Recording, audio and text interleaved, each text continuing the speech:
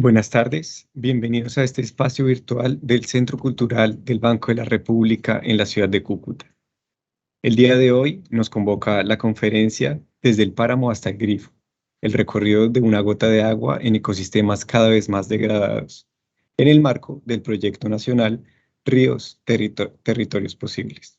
Para esta conferencia nos acompaña el investigador Iván Felipe Benavides.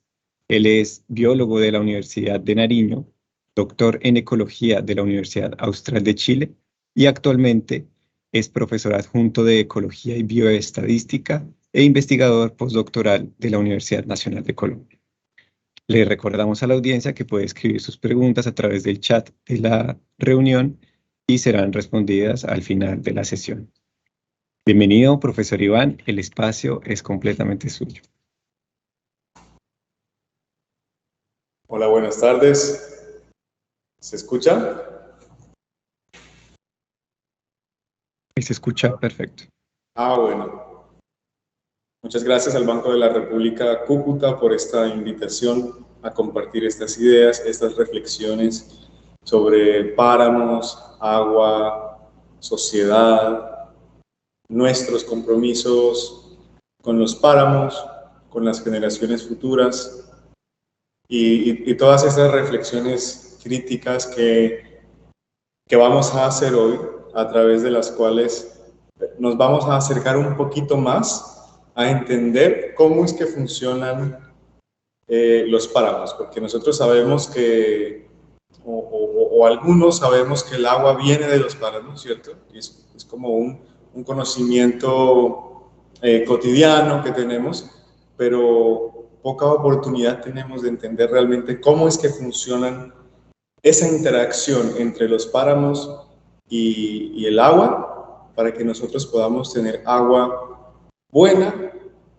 y harta agua de buena calidad durante todo el año en ciudades como Cúcuta, que está rodeada de páramos. Entonces, esos conceptos hidrológicos, ecológicos, climatológicos, la idea es que vamos a tratar de darlos a entender a través de un ejemplo muy sencillo, que es un viaje, el viaje que hace una gota de agua, desde que cae de las nubes hasta que finalmente sale por uno de los grifos de nuestra casa. Entonces, eso es lo que vamos a hacer hoy.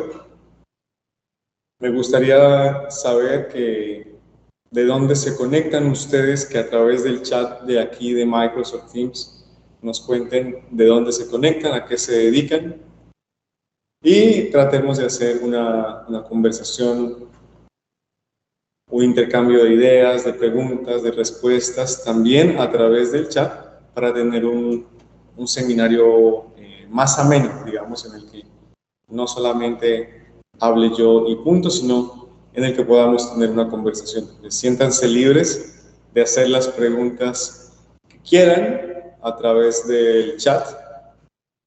Yo voy a estar pendiente entonces de responderles. Voy a presentar mi pantalla, mi presentación, las diapositivas ahí. ¿Me confirma, Sergio, si se pueden ver? Sí, ahí se ve perfecto. Vale, muy bien. Entonces, esta es una conferencia que nació desde el año 2017. De hecho, un poco antes, en el contexto de un proyecto de investigación en el que estaba trabajando como investigador principal en ese tiempo con la Universidad de Nariño, con la Gobernación de Nariño. Era un proyecto científico de realizar mediciones hidrológicas en páramos, ¿cierto? Y digamos, la vida del científico tiene mucho a veces de desconexión con la cotidianidad, el día a día de los ciudadanos, porque pues nos encerramos a tomar nuestros datos, a analizarlos, a publicarlos en revistas importantes, pero son muy pocas veces aquellas en las cuales podemos dar a conocer estas ideas de forma sencilla, de forma simple, de forma intuitiva, de tal manera que puedan entenderla personas que no estudian directamente hidrología, que pueden estudiar cualquier otra cosa, pero que aún así tengan la posibilidad de entenderlo, de asimilarlo y de que sea útil para su vida. Entonces, haciendo esta investigación allá en los páramos de Nariño hace 5 años, me di cuenta de la necesidad de todas esas cosas que estábamos estudiando en campo, ¿cierto? De transmitirlas a la ciudadanía, pero no a través de fórmulas ni a través de conceptos complejos, sino a través de ideas muy sencillas, ¿ya? Para darle a las personas que no estudian esto una posibilidad de aproximarse a entenderlo a través de ejemplos muy básicos.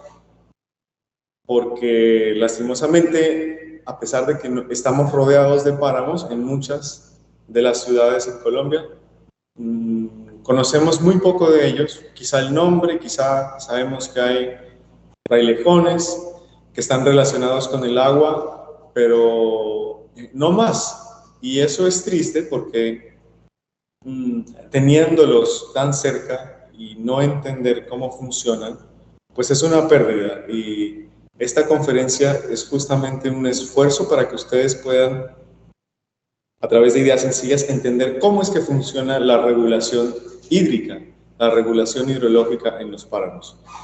Hice la primera conferencia en el mismo 2017 y de ahí en adelante he dado esta conferencia aproximadamente unas 25 o 30 veces en diferentes ciudades de Colombia, también en Ecuador, en Perú, en Panamá.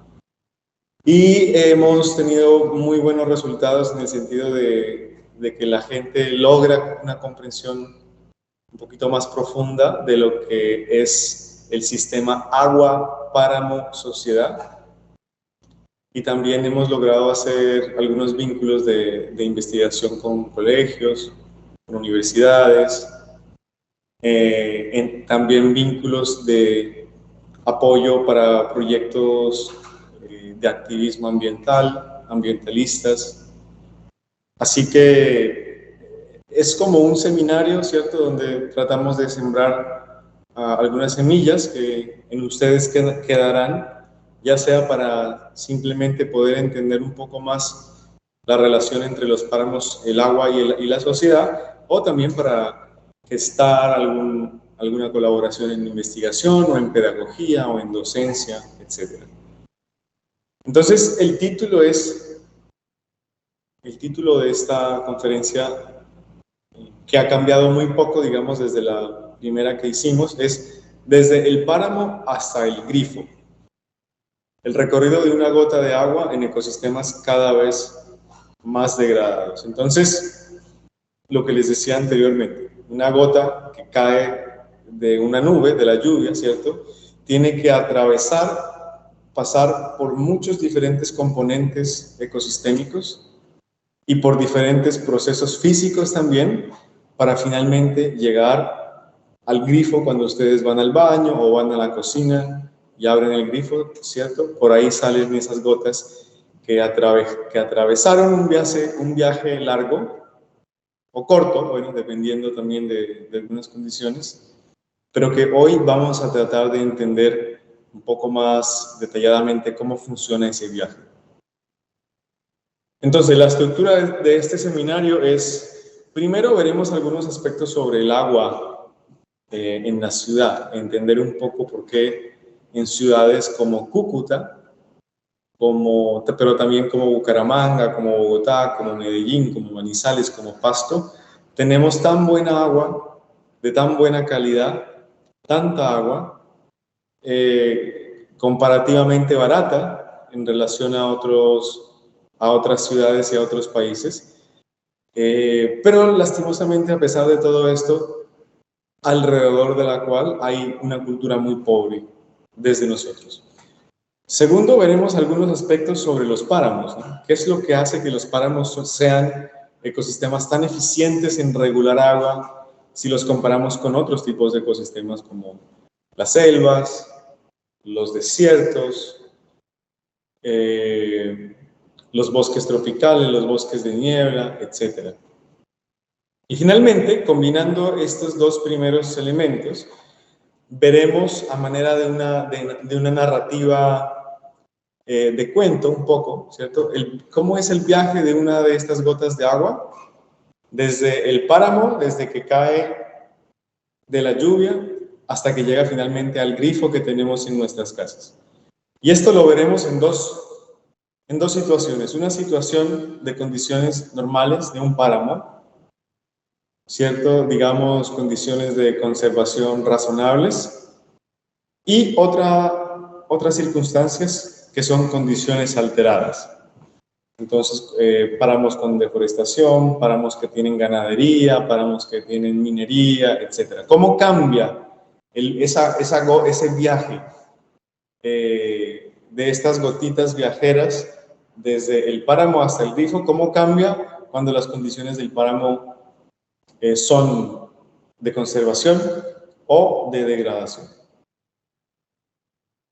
Bueno, como les decía anteriormente, si tienen alguna pregunta,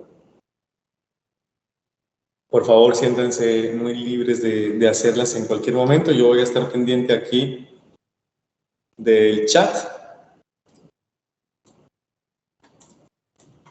Aquí estamos.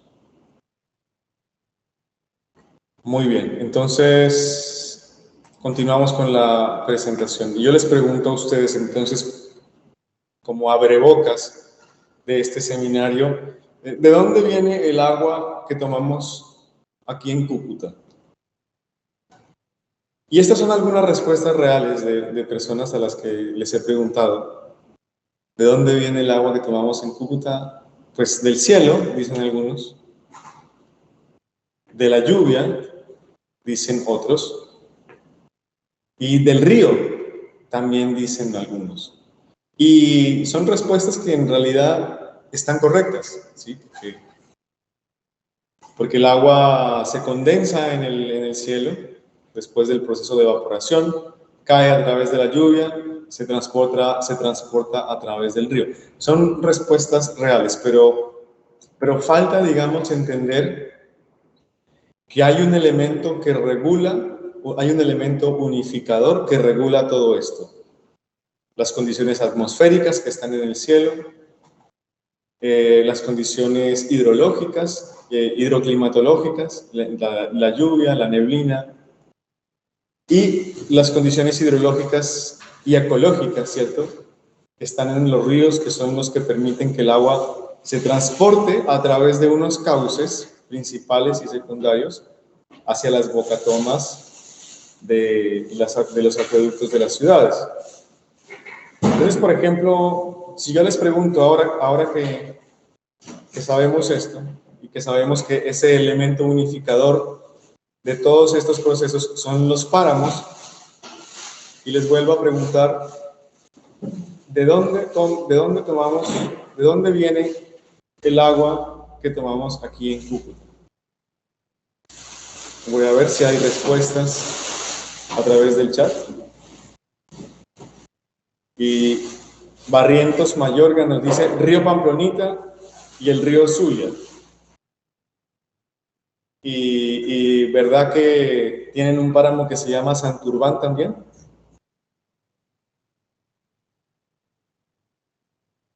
¿Conocen el páramo de Santurbán? ¿U otros páramos cercanos que rodean la ciudad de Cúcuta?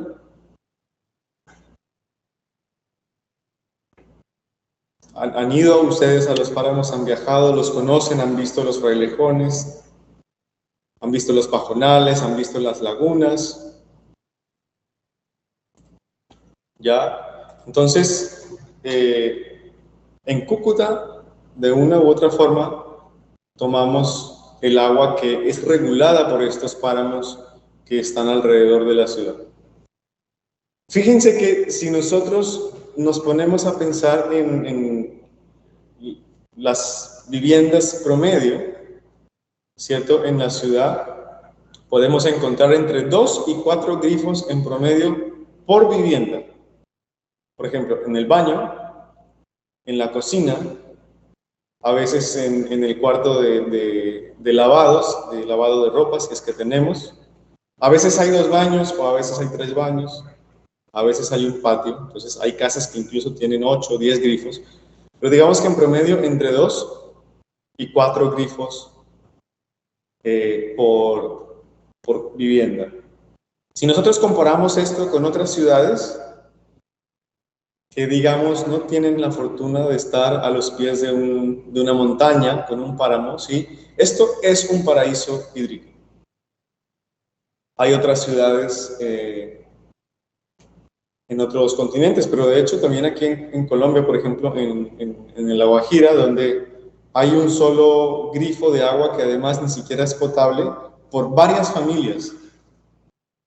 Y aquí tenemos varios grifos por una sola vivienda. O sea, eso es, en términos comparativos, vivir en un paraíso hídrico.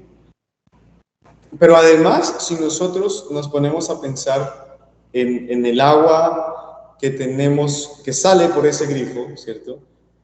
A lo largo del año, a lo largo de cada mes, de enero, de febrero, de marzo, de abril, hasta diciembre, quizá no hay ningún mes que particularmente sea de sequía. Puede haber sequías, por supuesto. Las sequías son un ciclo normal de la naturaleza y eso ocurre de forma cíclica, valga la redundancia. Pero no ocurre, por ejemplo, como en otros países que durante el invierno, como el agua está congelada, es muy difícil que haya agua potable a través de la tubería.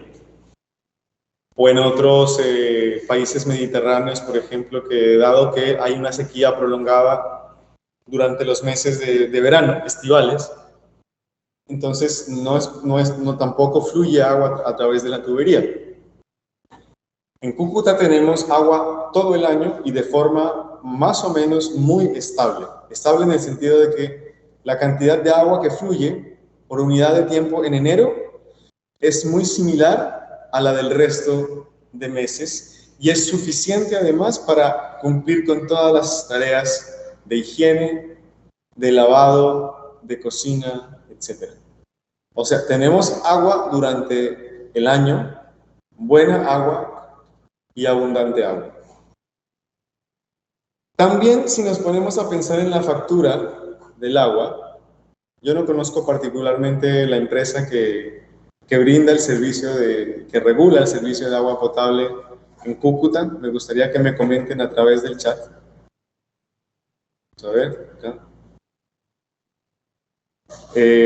¿Cuál es la empresa que regula el servicio de agua potable y alcantarillado en Cúcuta? ¿Cierto? Pero sí conozco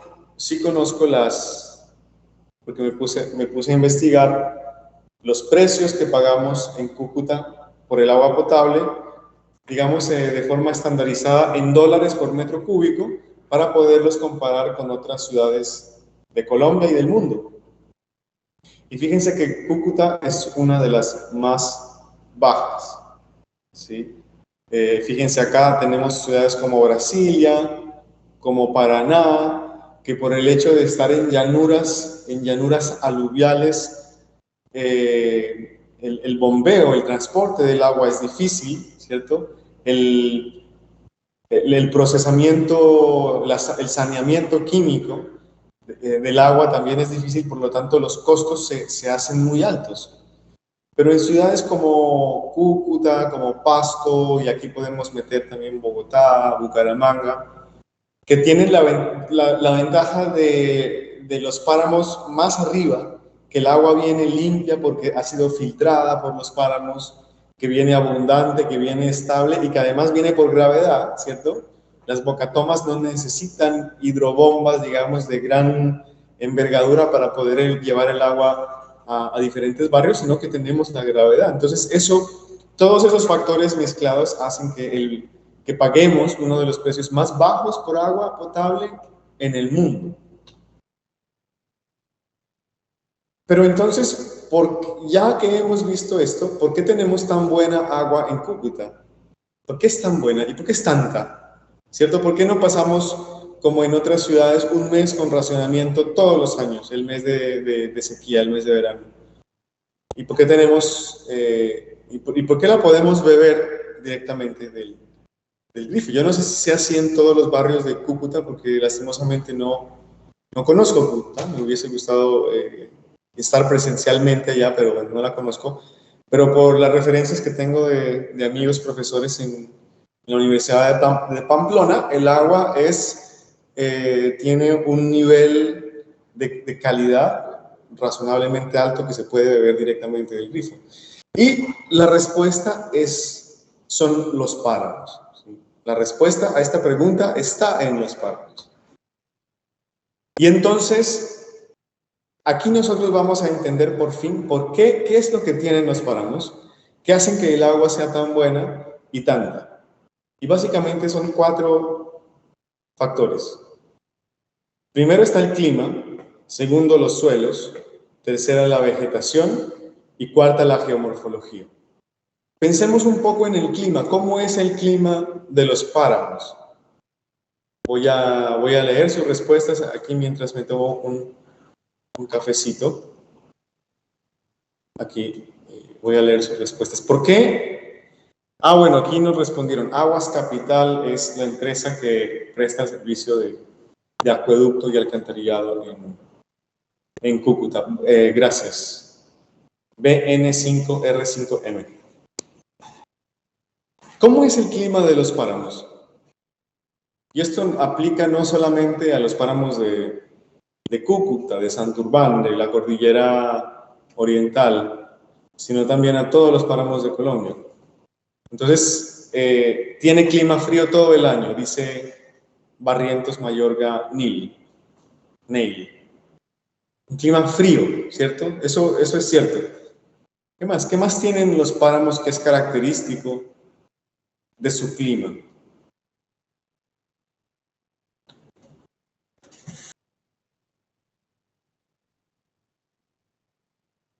Lluvia, ¿les parece que los páramos son lluviosos? Hay como una llovizna, ¿cierto? Como una brisa, casi siempre. Hay neblina, claro, porque allá, por ser tan frío y tan alto, el agua que viene de otras fuentes, como evaporación, se condensa y entonces una gran parte del tiempo los páramos están nublados, ¿cierto? Entonces frío, nubes, neblina y lluvia. Eso hace que haya mucha agua, ¿cierto? Por la lluvia y por la neblina, pero además que como es frío, entonces el agua no se evapora, digámoslo por ahora así, no hay mucha evaporación del agua que cae. Por lo tanto, el agua cae y se mantiene ahí. ¿Pero por qué se mantiene? ¿Por qué no se escurre fácil, por ejemplo, como en otro tipo de ecosistemas? Y la respuesta a eso son los suelos. Los suelos de los páramos son muy orgánicos. Fijémonos aquí, por ejemplo, este es un perfil de suelo en un páramo y el suelo es muy negro. Traten de comparar este suelo muy oscuro con otros suelos, por ejemplo, más de zonas bajas, de zonas costeras o de zonas desérticas donde los suelos son más amarillos, más rojos. Y es negro por la cantidad de materia orgánica que tienen. Tienen mucha materia orgánica justamente porque como es frío, no hay las tasas de descomposición de la materia orgánica son muy lentas, son muy bajas, entonces la materia orgánica se acumula ahí en el suelo, ¿cierto? Y funciona como una esponja. Es prácticamente cuando ustedes agarran en su mano un puñado de suelo del páramo, es como una esponja. ¿Y cómo funcionan las esponjas en relación al agua? ¿Quién nos responde esa pregunta?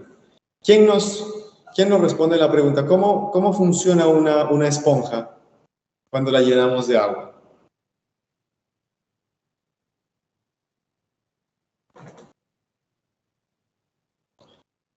Y la respuesta es justamente esa. El agua se queda en la esponja, ¿cierto?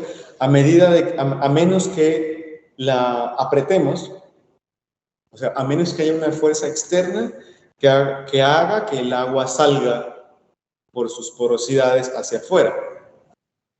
Y eso es justamente lo que ocurre con los suelos de los páramos, que al comportarse como una esponja, por ser tan porosos, y la porosidad es debido a que tienen mucha materia orgánica, entonces retienen mucha agua. Entonces, esa agua que ya cayó antes, ¿cierto? Que ya cayó, que no se evaporó tanto porque el clima es frío, ahora más encima es retenida por unos suelos que se comportan como esponja, porque tienen mucha materia orgánica, y esa agua entonces se almacena, queda retenida ahí, queda bloqueada ahí en los suelos de los páramos. ¿Sí? Y luego viene la vegetación. ¿Y cómo es la vegetación de los páramos? Me gustaría también leer de ustedes a través del chat cómo es la vegetación de los páramos. Pensemos, cuando hemos ido a un páramo, ¿qué es lo que más vemos? ¿Cuáles son esos elementos de vegetación que son dominantes? Como cuando uno va a un desierto, lo dominante son los cactus, ¿cierto? Porque están adaptados a la escasez de agua. Acá tenemos otras plantas que tienen esas adaptaciones para esas condiciones de frío principalmente, ¿no? De mucho viento. Entonces, ¿cuáles son los tipos de vegetación característicos en un páramo? ¿Qué dicen? ¿Qué dicen ustedes?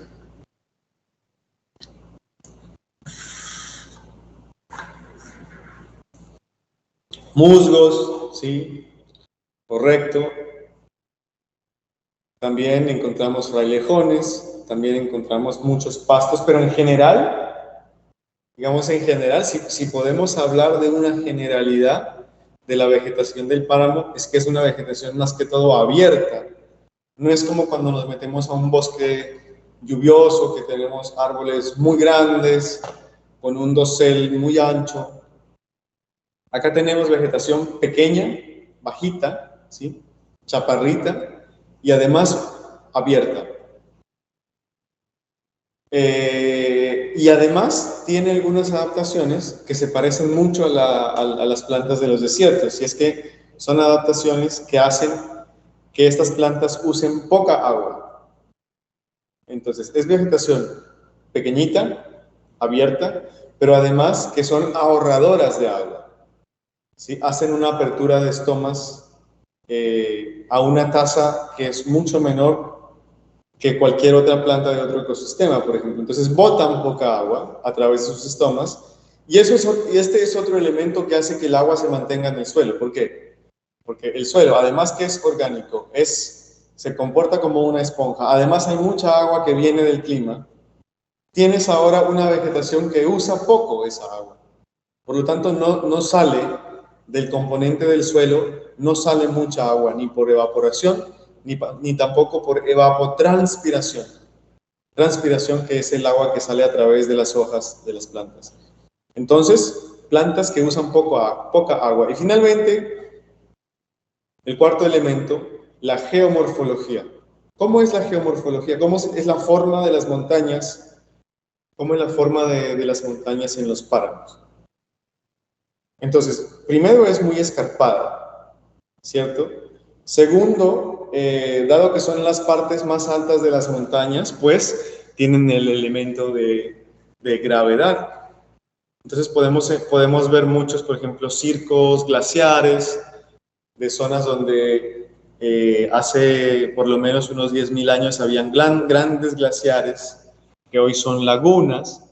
Entonces, además de que el suelo almacena esa agua, hoy tenemos, gracias a esa geomorfología escarpada, con la modelación de las masas de hielo que se movieron hace 10.000 años, tenemos lagunas que acumulan más agua aún, ¿cierto? Y que además, con suelos que son muy orgánicos, que se comportan como una esponja, por todas estas razones, entonces, es que los páramos son los ecosistemas más eficientes en el mundo en transformar la lluvia en caudal. Más allá de los conceptos técnicos, ¿qué significa esto? ¿Qué significa? Que el agua que cae, digamos que de 100 litros de agua que caen por lluvia, 95 se van a transformar directamente en agua que baja por el río y que es tomada por las bocatomas de los acueductos. Mientras que en otros ecosistemas, por ejemplo, hablemos de bosque seco, como para hacer una comparación bien clara, bien abrupta, en el bosque seco la tasa de transformación de lluvia en agua es solamente de un 20%.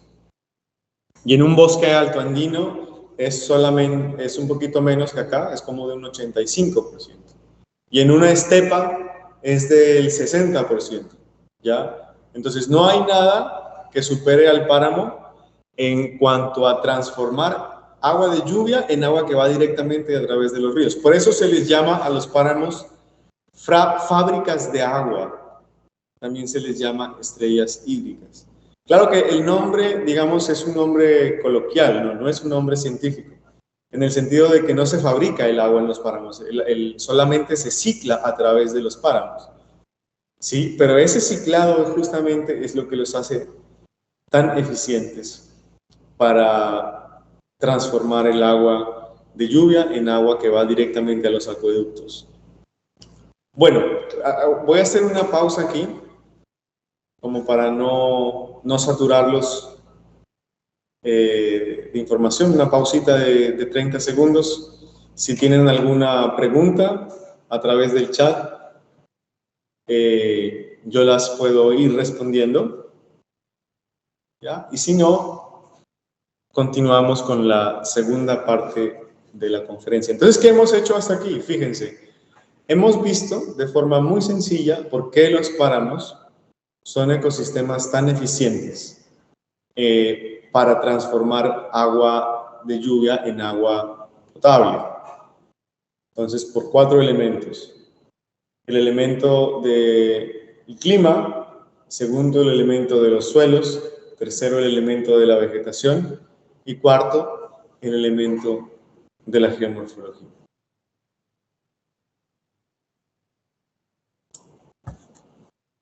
Cuéntenme ustedes cómo es el clima de Cúcuta, ahí directamente en la ciudad. ¿Es un clima cálido, es un clima frío, es húmedo, es más bien seco? ¿Cómo es el clima en Cúcuta?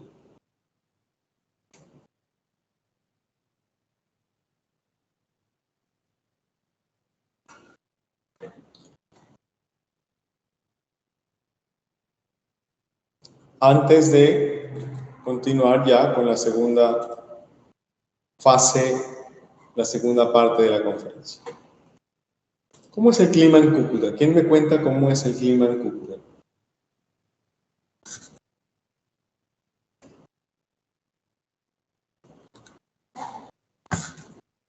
No sé si todavía... Ah, bueno, aquí sí se está escuchando. Seco y cálido. Estamos hablando por lo menos de una temperatura promedio de unos 25 grados, ¿creen ustedes? Sí, y seco en el sentido de que el aire puede que no sobrepase los 60% de humedad relativa. Ah, 29 grados, o sea, claro, es caluroso. Yo me imagino que es un clima así muy similar al de Neiva, ¿no? Parecido al de Neiva, puede ser. Quienes conocen Neiva y Cúcuta podrán decir si... Ah, ya, parecido, sí. Bueno, muy bien, entonces, claro, yo supongo que Cúcuta debe estar por ahí alrededor de los 1500 metros sobre el nivel del mar, más o menos, sí, pero aún así estando a 1500, digamos, recibe aportes hídricos de fuentes hídricas que son los páramos que están a más de 3500 metros sobre el nivel del mar. 320 metros, wow. 320 metros es es bajo, y yo pensaba que era un poco más alto. Pero bueno, gracias por la información. Vamos entonces ahora a ver esta segunda, como ya sabemos qué es lo que hace los páramos tan eficientes en convertir el agua de lluvia en agua de caudal, vamos a ver qué es lo que pasa con una gota de agua cuando llega al páramo. Entonces, lo que hacen los hidrólogos y los ecohidrólogos en estos casos es trabajar con una cosa que se llama balance de masa. Entonces se utilizan unas fórmulas para ver cuánto de lo que llegó por lluvia se transmitió a un canal, a otro componente, al suelo, y luego finalmente con eso, con una ecuación, hacemos el balance hídrico. Pero en este caso vamos a ver lo mismo, pero con un ejemplo mucho más sencillo, que es cómo lo hace una gota de agua que llega al páramo para viajar a través de todos estos componentes: atmósfera, suelo, vegetación, para finalmente llegar a la bocatoma de un acueducto y al respectivo grifo de sus casas. Entonces, recordemos una de las cosas que habíamos dicho del clima. En los páramos hay poca evaporación. ¿Por qué? Porque casi siempre está nublado, hay neblina, la temperatura es baja. Entonces, del agua que cae, supongamos que estas gotas que tenemos aquí abajo son el agua que cayó después de una llovizna, después de una lluvia. Tenemos 1, 2, 3, 4, 5 gotitas que cayeron. Más o menos, en términos porcentuales, solamente una se va a reevaporar directamente a la atmósfera desde la superficie del suelo o desde la superficie de la vegetación. Solamente una. ¿Sí? ¿Qué porcentaje es eso? Saquen ustedes el porcentaje. Pero es muy poco lo que se vuelve directamente después de una lluvia, lo que vuelve a la atmósfera. Ahora, como habíamos hablado también de que las plantas la vegetación es abierta, ¿cierto? No es como en un bosque tropical donde la vegetación es tupida, es densa, hay un dosel bastante robusto. Acá es abierto, ¿cierto? Por lo tanto, hay poca interceptación por las plantas. ¿Qué es interceptación? Cuando cae una gotita, por ejemplo aquí cae una gotita, ¿cierto? Y en vez de caer directo al suelo o a los cuerpos de agua, se queda atrapada en la hoja de una planta. Eso es la interceptación. Pero como la vegetación es abierta y es chaparrita, entonces hay poca interceptación por las plantas. ¿Qué quiere decir? Que la mayor parte del agua que viene por la lluvia, ¿cierto?, va directamente al suelo. Ahora, de las gotas que quedaron interceptadas en la vegetación, ¿cierto?, recordemos, pocas se van a evaporar nuevamente. Entonces, la mayoría queda en la vegetación. La vegetación puede tomarla directamente a través de sus hojas, por un proceso que se llama transpiración reversa, o se forman como unas pequeñas lagunitas dentro de estas plantas, como los frailejones, como las puyas, donde viven insectos, donde ocurre el ciclo reproductivo de algunos anfibios, por ejemplo. Como hay agua, entonces ahí van a estar sus renacuajos, directamente aquí en las plantas. Entonces, la mayor parte de esa agua que cayó a través de un proceso de precipitación va a llegar directamente al suelo. ¿Y qué ocurre cuando el agua llega al suelo? Pues hay este proceso que tenemos aquí a la izquierda, que se llama infiltración. Entonces, muchas de estas gotitas que ya empezaron su viaje desde la atmósfera hacia el grifo, esa primera escala es como cuando nosotros viajamos y hacemos escalas.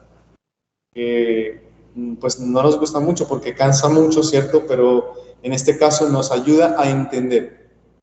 Muchas de esas gotas quedan directamente almacenadas en el suelo después de haberse infiltrado al suelo. ¿Qué significa la infiltración? Que esas gotas que llegan a la superficie del suelo, ¿cierto?, atraviesan los poros del suelo, y como el suelo además es muy poroso, muchas de ellas pasan para ser aquí almacenadas, fíjense, almacenadas aquí en el suelo. Ahora, recordemos el elemento de la vegetación. Muchas de esas gotas que ya llegaron de la atmósfera por un proceso de lluvia que fueron poco interceptadas por las plantas, que fueron poco evaporadas y que en su mayoría pasaron por infiltración al suelo, y están aquí en el suelo almacenadas, ¿cierto? Luego van a ser transpiradas a través de las hojas de las plantas para que las plantas puedan cumplir sus procesos fisiológicos, ¿cierto? Como la fotosíntesis, como la generación de tejido, la acumulación de biomasa, etc. Pero son pocas. Como recordemos, son plantas que utilizan poca agua, son ahorradoras de agua. Entonces, de todas estas gotas que tenemos aquí, fíjense, 1, 2, 3, 4, 5, 6, 7 gotitas que llegaron a esta primera escala del viaje y ya están almacenadas en el suelo, solamente 2 aquí van a ir hacia la atmósfera nuevamente, directamente, por la transpiración de las plantas. Entonces, ¿qué nos va quedando? Mucha agua acumulada en el suelo como resultado. Y esto es una ecuación, fíjense. Esto uno lo puede describir a través de una ecuación de balance de masas, pero lo estamos viendo a través de ideas muy sencillas. Ahora, recordemos también que en el componente suelo, los suelos de los páramos funcionan como una esponja, son muy orgánicos. Esto que tenemos aquí es como un zoom que le hacemos al suelo de un páramo en microscopio, ¿ya? Entonces, hay muchas partículas de suelo, los minerales del suelo, la materia orgánica del suelo, pero la mayoría de este espacio, fíjense, es aire. Por lo tanto, en ese aire que está entre las partículas de suelo, se puede almacenar una gran cantidad de agua. Si nosotros comparáramos esto, por ejemplo, con un suelo de otro tipo de ecosistemas, donde la cantidad de aire es menor, ¿sí? Las partículas están más juntas, por decirlo así. Entonces, como están más juntas, hay menos aire disponible para menos espacios vacíos o solamente con aire donde se puede acumular el agua.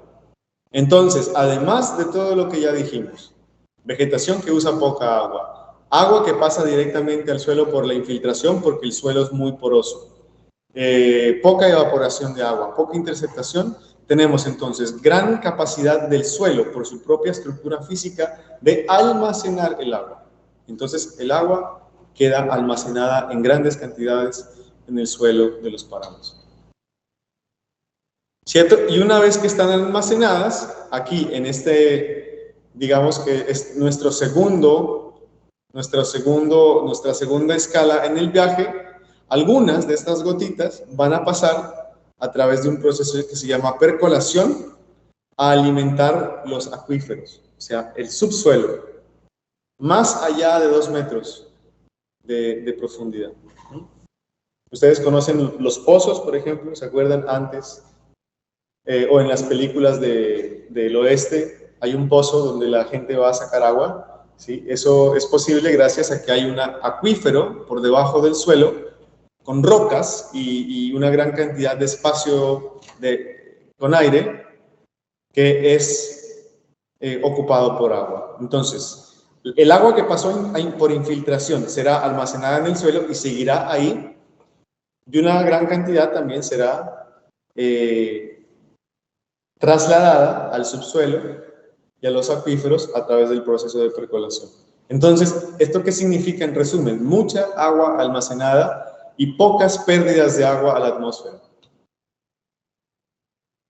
Cuando nosotros vemos todos estos elementos a manera de un sistema, así como yo aquí lo he querido hacer a manera de engranaje, con estos engranes, ¿cierto? Que funcionan todos en sincronía, entonces también tendríamos que meter el engranaje de la sociedad. Entonces, cuando el sistema clima, el engranaje del clima, opera bien con el de vegetación, con el de suelo y con el de la sociedad, entonces el ciclo del agua ocurre de tal manera en la cual nosotros podemos usar el agua como un servicio ecosistémico.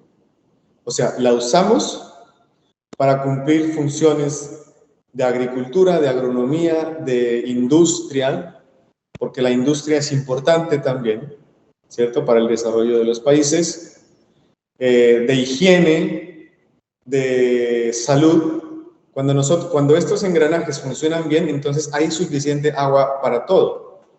¿Por qué? Porque el agua, digamos, si esta rueda de aquí, sobre todo, de la sociedad, no ejerce presiones sobre el páramo que hagan que el agua sea de menor cantidad y de menor calidad, entonces va a haber agua siempre para todo, porque recordemos que el agua es un ciclo. El agua, por ser materia y por estar sometida a las leyes de la física, el agua no se crea ni se destruye, solamente se transforma entre sus estados físicos: vapor, hielo, líquido, ¿cierto?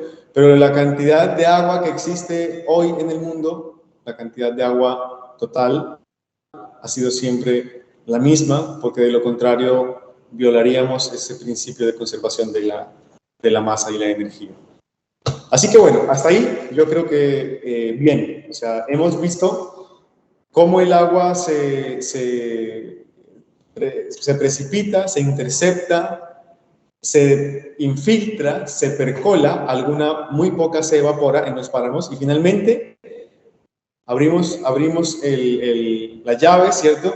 Y como hay una ruedita de sociedad que está funcionando bien y hubo un gobierno que construyó un acueducto con unas vías de transporte, con unos canales de transporte de agua higiénicos, al menos estoy hablando de lo que debería ser, o una empresa privada que se encarga de forma transparente de transportarla a través del acueducto hacia sus casas. Entonces abren el agua y van a tener, al menos en Cúcuta, agua de buena calidad y de buena cantidad sin problemas. Algunas gotas viajan durante un día. ¿Cuál es el tiempo que ocurre entre que llega al páramo, ¿cierto? Desde la precipitación, ¿cuánto tiempo pasa hasta que sale finalmente por el grifo? Pues algunas, esto es muy variable, algunas pueden ser un día solamente. Pasa un día, desde que llega por las nubes hacia el páramo a través de la precipitación y sale por el grifo. Otras pueden demorarse varios meses. ¿Por qué? Porque se quedan acumuladas en el suelo o se percolan hacia los acuíferos y entonces ahí puede pasar un buen tiempo hasta que salgan nuevamente a los canales principales, a los cauces principales de los ríos que llevan el agua a las bocatomas. Y además, digamos que si nosotros tenemos una bocatoma muy cerca a un páramo que está conservado, son los mismos suelos del páramo los que además filtran el agua de minerales más pesados que nos caerían mal para la salud y generan un agua de buena calidad. Ahora, viéndolo, digamos, a manera de balance de agua, de esa agua que sale por los grifos, aproximadamente un 32% la desperdiciamos. ¿En qué sentido? En el sentido de que esa agua va a parar a una alcantarilla, ¿sí? Y va a parar a cuerpos de flujo de aguas negras. Entonces, para que esa agua al menos naturalmente se purifique con el proceso de evaporación, bueno, pues puede pasar mucho tiempo. Pero el tema es que un 32%, digamos que es un excedente que no utilizamos, va a parar a aguas residuales. ¿Y por qué? Porque quizás no tenemos la cultura de usar unas cantidades, al menos en casa, hablemos de casa, unas cantidades de agua que sean lo suficientemente justas para cumplir con nuestras necesidades, pero no desperdiciarlas. ¿Por qué? ¿Y por qué pasa esto? Pues lastimosamente, y hay que decirlo, y es porque como tenemos tanta, nunca nos ha hecho falta, entonces no entendemos su valor muy bien todavía. Hay un dicho que reza: nadie sabe lo que tiene hasta que lo pierde, y esperemos que esta no sea el caso con el agua que viene a estas ciudades como Cúcuta desde los páramos. Miren, mientras tanto, en otros lugares, filas y filas, esto por ejemplo es en Perú, esta primera foto es en Perú, filas y filas todos los santos días del año para poder de un camión aljibe recibir la dotación de agua diaria. Eso no pasa en Cúcuta. Aquí también lo mismo. Camiones aljibe en los que un miembro de la familia tiene que ir diariamente a hacer una fila para recibir un poco de agua para todo el día, ¿eh? Y a veces solamente uno de nosotros puede usar, por ejemplo, dos de estos cubos solamente en una ducha, ¿ya? Porque no sabemos hacer un uso eficiente del agua. O es necesario tener un pozo de donde sacar agua subterránea, o no hay ninguna de las dos opciones y hay que usar agua contaminada, fíjense aquí, ¿sí? Mezclada con basura, que eso pasa en La Guajira, por ejemplo. No tan lejos, no para poner el siempre ejemplo cliché de África, sino que pasa en nuestro país. Lo mismo aquí, ¿ya? Y otras situaciones también donde no tienen un paraíso hídrico y por lo tanto esta necesidad de colectar el agua día a día a través de filas, esfuerzo, sacrificio, sí, eso condiciona un estado de vida diferente. Nosotros nos bañamos en la mañana, tomamos nuestro café, digamos, en el mejor de los casos, y nos podemos dedicar a trabajar o a estudiar porque no tenemos lío con el agua, ¿ya? Pero si nosotros estuviéramos en estas condiciones, como el tiempo no es infinito, ya habría que sacar un tiempo para resolver primero este problema y después dedicarnos a trabajar o estudiar. Ahora, la pregunta es, ¿seremos siempre tan afortunados con el agua en Cúcuta? Y una primera respuesta es, si no cuidamos los páramos, si no los entendemos, si no los protegemos, entonces no seremos siempre tan afortunados. Hay procesos, voy a ver si hay preguntas en el chat. No hay preguntas, así que puedo continuar. Hay procesos, ¿cierto? Actividades humanas que realizadas en el páramo afectan esta regulación hídrica. Y ya vamos a ver las razones científicas de por qué, a través de ideas muy simples, continuando con esta metáfora de las gotas viajeras. Entonces, llevar ganadería a los páramos, muy mala idea. Sí, primero porque por las condiciones de temperatura ni siquiera se produce leche de buena calidad.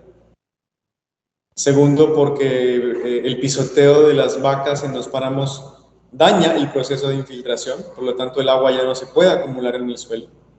Tenemos la agricultura también que daña la estructura del suelo, daña la porosidad. Además está el tema de los fertilizantes y de los agroquímicos, de los pesticidas que van a contaminar las fuentes de agua que finalmente van a llegar a las bocatomas.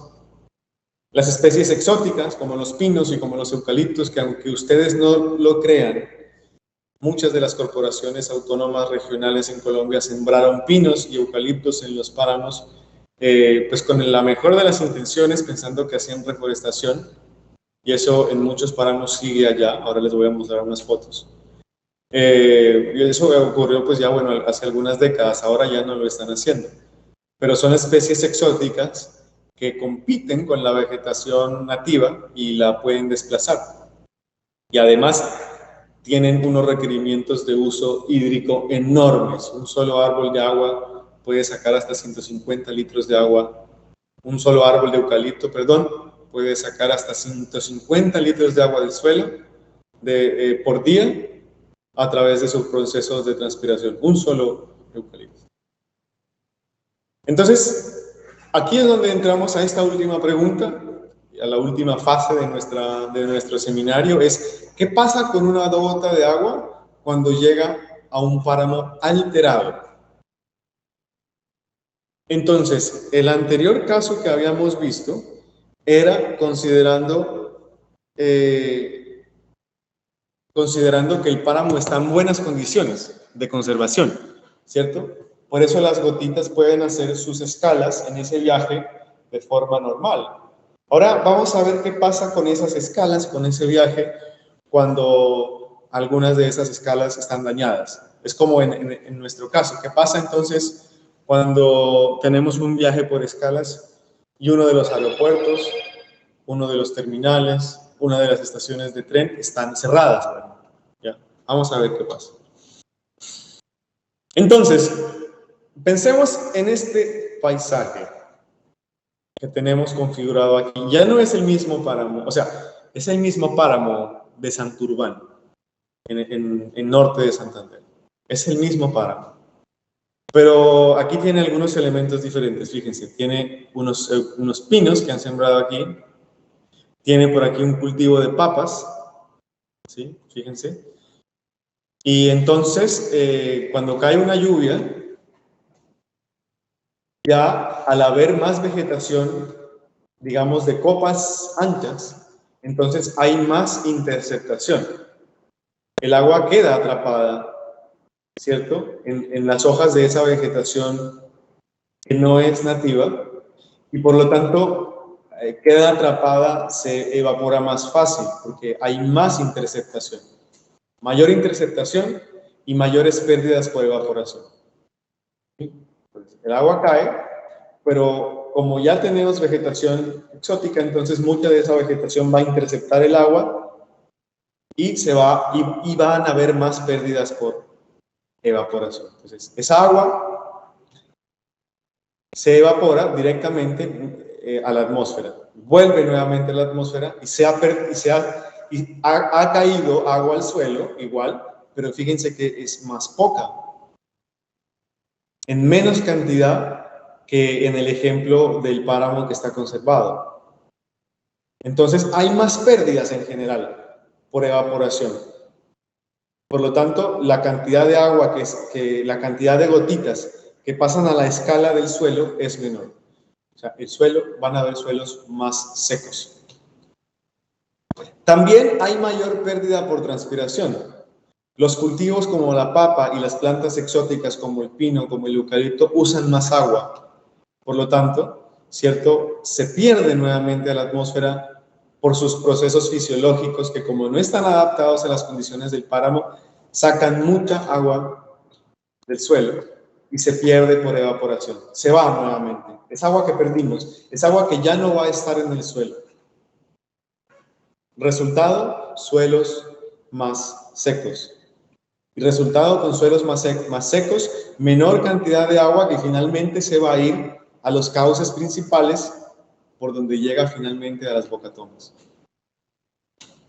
Ahora, tenemos también, además de esas plantas exóticas, la ganadería y la agricultura que disminuyen la porosidad del suelo. Recordemos que el suelo el suelo de los páramos, por ser tan orgánico, ¿cierto?, se comporta como una esponja. Pero como tenemos vacas que están pisando arriba la superficie del suelo, lo que hacen es que con tanto pisoteo lo impermeabilizan. Y con el movimiento, fíjense cómo funciona esto, con el movimiento solamente de 2 vacas en 10 hectáreas, con el movimiento que ellas hacen buscando forraje, buscando pasto, hacen falta solamente 1 semana para que el suelo quede impermeabilizado. Queda impermeable, ya no hay acumulación de agua en los poros. Por lo tanto, ¿qué creen ustedes cuando tenemos vacas en los páramos y también cultivos que el proceso el proceso de labrado también hace que se pierda porosidad y que la infiltración sea menos? ¿Qué creen que pasa cuando una gota entonces llega por lluvia? ¿Qué pasa con estas gotitas viajeras cuando llegan a un suelo que está impermeable? Y me gustaría ver sus respuestas en el chat. ¿Qué pasa con estas gotitas de agua que llegan a un suelo del páramo que ha sido impermeabilizado por el pisoteo del ganado? o también dañado por el labrado, por el arado, aquí en Colombia decimos arado, para el cultivo de papas.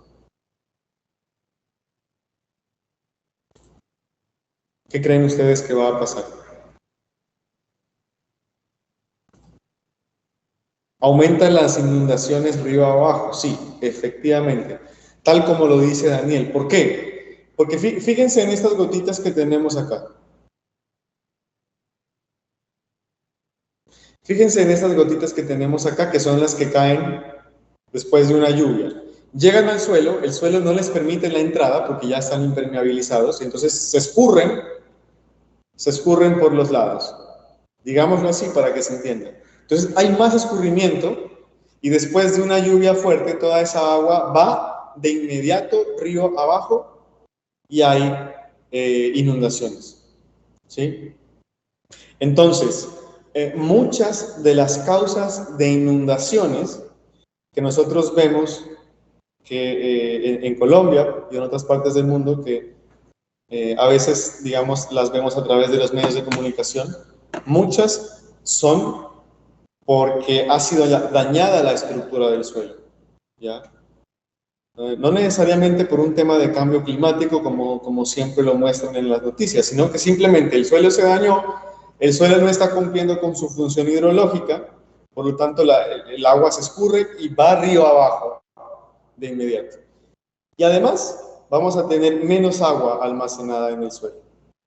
Y con menos agua almacenada en el suelo, eso va a ser menos agua que finalmente va a llegar al cauce, que finalmente va a llegar a la bocatoma. Lo mismo para los acuíferos. Como hay menos agua almacenada aquí en el suelo, ¿cierto? ¿Por qué? Porque tenemos eucaliptos, porque tenemos papa, porque tenemos vacas que han, digamos, deteriorado de tal manera la estructura vegetación-suelo que ya no hay buena infiltración, tampoco hay buena percolación, por lo tanto tenemos también menos agua para los acuíferos. ¿En qué resulta todo esto? En menos agua almacenada, que finalmente va a ir a parar a las bocatomas. Entonces es menos agua. En este proceso, ¿cierto? Falló, si lo vemos nuevamente de forma sistémica, todo esto que hemos considerado a través de estas ideas sencillas, si falló la sociedad, porque no tiene una buena educación respecto de los páramos, entonces, por efecto cascada, va a fallar el suelo, va a fallar la vegetación, van a fallar los microclimas, ¿cierto? Y el resultado es que vamos a tener más poca agua y además contaminada. Fíjense que estas gotitas aquí están bajando con estas cositas negras adentro, que sirven para representar contaminación. ¿Por qué? Porque tienes un páramo con un suelo que ya no está, como está dañado, no está filtrando minerales, no está filtrando contaminantes. Entonces el resultado es menos agua y de menor calidad. Vamos a la cocina, vamos al baño, abrimos el grifo y ya no tenemos las 20 gotas del primer caso, sino que tenemos solamente 3. Y además, contaminadas, sucias, con polución. ¿Sí? Y este es el resultado, entonces, del viaje de esas gotas cuando atraviesan páramos que tienen alguna de estas condiciones. Y eso que yo no mencioné, aunque por aquí lo tenía, la minería, fíjense, por aquí también estaba la minería. ¿Sí? La minería de oro, la minería de carbón natural, también carbón mineral. El establecimiento de minería a gran escala en los páramos causa una contaminación brutal de las fuentes de agua por los químicos que ellos tienen que usar para la extracción de oro, ¿ya? Entonces, ¿qué implicaría esto en el futuro? Algunos páramos ya están deteriorados y la calidad de agua ya se ha visto. La calidad del agua y de la vida en general ya se ha visto disminuida porque aumentan los costos. Entonces tienes que poner una planta de descontaminación, una planta de purificación, y de quién va a salir los costos. Si es el gobierno el que regula, el que presta el servicio de acueducto y alcantarillado, pues los costos no los van a poner los políticos, porque la plata de los políticos nunca se toca, sino que nos lo van a sacar a nosotros de nuestros bolsillos. Y si estamos pagando, si eventualmente ocurre un evento en el cual hay que construir una planta de descontaminación, de despotabilización, y tenemos que pagarlo nosotros, pues eso nos va a afectar la vida negativamente, porque será plata, dinero, esfuerzo y tiempo que podíamos invertir en nuestras familias o en nuestro desarrollo personal, y ahora tendremos que invertirlo en más impuestos, por ejemplo, para que el agua siga su flujo desde el páramo hasta el grifo. Entonces, a través de esas ideas, a través de haber entendido la interacción entre los componentes del páramo, clima, suelo, vegetación, geomorfología, ciencia, sociedad, a través de haber entendido todas estas escalas que las gotitas de agua hacen, desde que caen del cielo hasta que salen por el grifo, pasando por procesos como infiltración, evaporación, percolación, y también a través de haber entendido que la sociedad como engranaje juega un papel importantísimo en que esto funcione bien o que no funciona bien.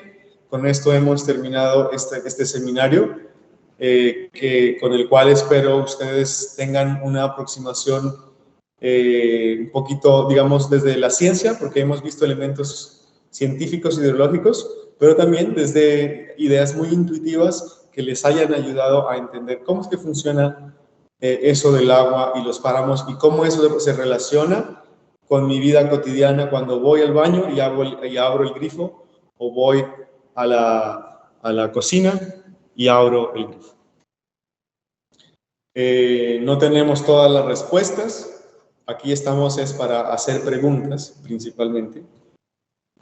Y agradezco especialmente entonces al Banco de la República, Cúcuta, por darme la oportunidad de discutir y dar a conocer con ustedes estas ideas, a la Universidad de Nariño y a la Universidad Austral de Chile, quienes en su momento financiaron este proyecto, el proyecto del cual se derivó esta conferencia. Y si alguien tiene alguna duda, pregunta, sugerencia, puede escribirme a este correo.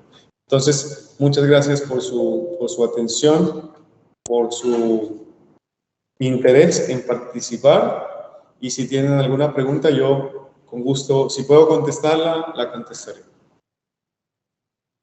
Perfecto, Iván. Muchas gracias por eso. Esperemos a ver si de pronto surge alguna pregunta. De momento, yo sí te quiero hacer una. Vean, ahí salió una pregunta. ¿Cuál es su páramo favorito? Pregunta Daniel. Bueno, mi páramo favorito es un páramo que se llama el páramo El Infiernillo, que es un páramo que está en Nariño, aproximadamente a 15 kilómetros al occidente de Túquerres. Y es un páramo, bueno, al que le tengo un cariño especial. Bueno, es una razón emocional porque fue el primer páramo en el que yo hice investigación. Pero es que además desde ese páramo se ve hacia un lado el Pacífico, ¿sí? La cuenca del Piedemonte Pacífico, y hacia el otro lado se ven los volcanes del Chiles, del Cumbal, del Azufral. Entonces hay esa vista desde allá en un día despejado, es impresionante. No, me imagino, debe ser impresionante acá. Pues en el norte de Santander, aparte de Santurbán, tenemos también el Tamá, que es páramo binacional, que compartimos con Venezuela.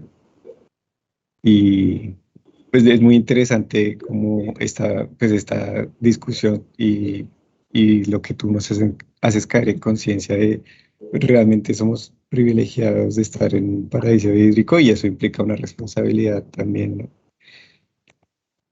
Y quería preguntar de pronto respecto al cambio climático. cómo eso puede afectar este ciclo del agua, de los páramos, si Bueno. afecta o si no afecta. Bueno, es interesante la pregunta porque debemos tener en cuenta nosotros, yo no lo mencioné aquí, bueno, por tiempo, pero los páramos están sometidos a una variación de temperatura tremendamente alta durante el día. Sí, en las horas en horas de madrugada podemos estar a 0 grados o a veces un poco incluso bajo 0 grados, y al mediodía las temperaturas pueden llegar a 20 grados. ¿Sí? Entonces, no hay ningún otro ecosistema en el mundo que en un lapso de 12 horas solamente la temperatura cambie 20 grados.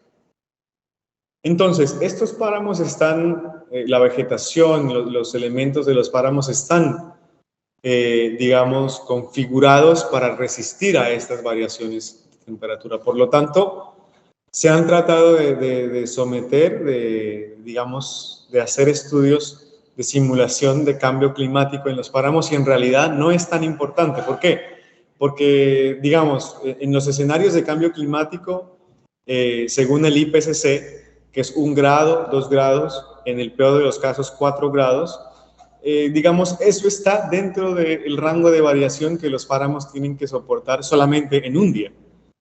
Entonces, no es más grave que los efectos directos antropogénicos como la minería, la agricultura, la plantación de especies exóticas, que estos sí afectan al páramo con una inmediatez, digamos, de semanas. ¿Ya?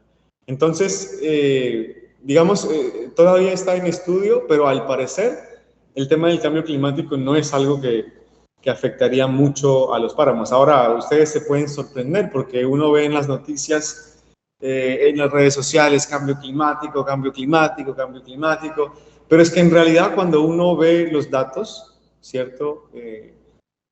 El acoplamiento de los datos climáticos, de vegetación, de suelo, de geomorfología, y uno los somete a estos escenarios de cambio climático, no es crítico, no es un cambio crítico. Me sorprende a mí también, me sorprende, pensé que iba a afectar bastante, de hecho, pero sí me sorprende ese dato. Bueno, Iván, entonces, pues muchas gracias por asistir, por brindarnos esta charla tan importante también. Además, pues además de ser conscientes del privilegio que tenemos, también entender que hay acciones que pueden hacerse tanto colectivamente como en políticas públicas y demás, sobre todo, digamos, en el contexto de nuestro páramo de Santurbán, el problema que ha habido con la minería, los conflictos que ha habido en las comunidades, etcétera, etcétera. También siento que se abre toda esa discusión a raíz justamente de entender científicamente de dónde proviene esa agua. Entonces, muy interesante. Sí, y es algo que finalmente, digamos, nos va a conectar, va a terminar conectando nuestras preocupaciones y nuestras acciones, porque eso se va a ver reflejado en el grifo y también en el bolsillo.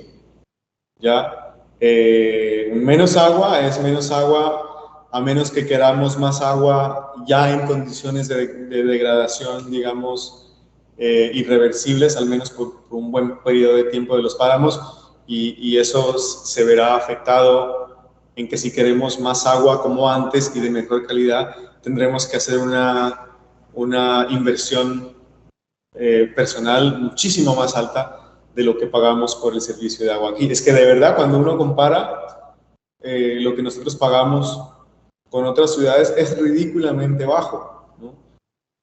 ¿Y por qué? ¿Por qué es esto? Bueno, es porque tenemos ahí la fábrica del agua a unos kilómetros. Entonces, sí, el mensaje en el fondo también es a pensar un poco en cómo yo puedo, desde mi cotidianidad, desde mis estudios, desde mi trabajo, desde mi relación con mi familia, con mis amigos, contribuir un poquito a cuidar el agua, ¿no? Ahora sabemos, por ejemplo, que hay un 32% que se desperdicia que va a parar a las aguas negras directamente. ¿Por qué? Pues porque como no conocíamos esto antes, dejábamos el agua correr, por ejemplo, en la casa, y ahora sabemos que es agua que se desperdicia y que puede que pase mucho tiempo para que se cicle nuevamente, porque es más difícil ciclarla después de que va a parar a una fosa o a un sistema de aguas residuales, ¿sí? Es mucho más difícil, a una alcantarilla. Y conectar nuestra cotidianidad también me refiero a que desde la charla, la interacción con los demás, estas ideas que yo les he brindado, que son muy sencillas, ustedes las puedan transmitir también. Si alguien está interesado en tener las diapositivas, yo se las puedo pasar sin problema. Perfecto, sí, ahí tienen tu contacto también. Y pues una vez más te agradecemos y muchas gracias a todos los asistentes pues por participar de la sesión del día de hoy y les invitamos a participar el próximo martes 6 de diciembre a las 3 de la tarde en nuestra próxima conferencia virtual que es sobre estrategias para la inclusión de personas con discapacidad en bibliotecas y museos. Muchas gracias a todos y feliz tarde.